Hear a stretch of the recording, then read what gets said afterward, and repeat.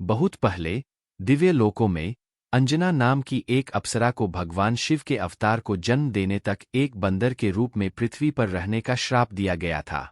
उसने शक्तिशाली बंदर राजा केसरी से विवाह किया और उन्होंने एक दिव्य संतान के लिए प्रार्थना की। वायु देवता के आशीर्वाद से हनुमान का जन्म दिव्यता की आभा के साथ हुआ। उनके जन्म ने शक्ति और भक्ति के एक नए युग की शुरुआत की। हनुमान एक साहसी और चंचल बालक थे। एक दिन उन्होंने चमकते हुए सूर्य को देखा और उसे फल समझकर उसे पकड़ने के लिए आकाश में छलांग लगा दी।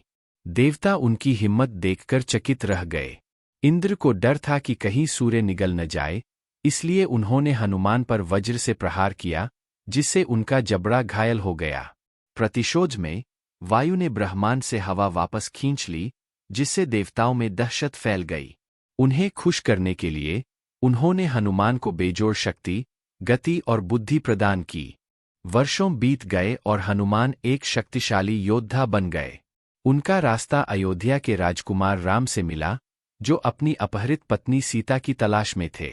जब हनुमान राम और लक्ष्मण से मिले, तो उन्होंने तुरंत राम की दिव्यता को पहचान लिया और अपनी अटूट निष्ठा की प्रतिज्ञा की।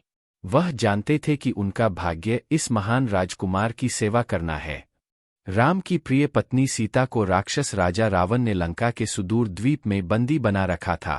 अपनी अपार शक्ति और गति के साथ हनुमान को उसे खोजने के लिए चुना गया। किनारे पर खड़े होकर उन्होंने एक गहरी सांस ली और समुद्र पार छलांग लगाई, एक ऐसा कारनामा जिसने उनकी दिव्य क्षमताओं को प्रदर्शित किया।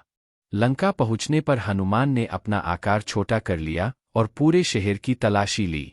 सुंदर अशोक के बाग में उन्होंने सीता को पाया, जो दुखी थी और रावण के पहरेदारों से घिरी हुई थी। खुद को उसके सामने प्रकट करते हुए हनुमान ने राम का आशा का संदेश दिया और उसे भरोसा दिलाया कि उसका बचाव निकट है। अपनी पहचान साबित करने के लिए उसने उसे राम की अंगूठी दी। रावण को राम के सहयोगियों की ताकत दिखाने के लिए हनुमान ने खुद को बंदी बना लिया। रावण ने उनकी पूंछ में आग लगाने का आदेश दिया, लेकिन हनुमान ने बिना डरे अपनी जलती हुई पूंछ से लंका नगरी को आग लगा दी और राम के पास लौटने से पहले विनाश का निशान छोड़ गए।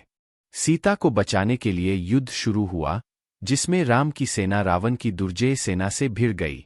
हनुमान ने एक महत्वपूर्ण भूमिका निभाई। उनकी शक्ति और वीरता ने युद्ध का रुख मोड़ दिया।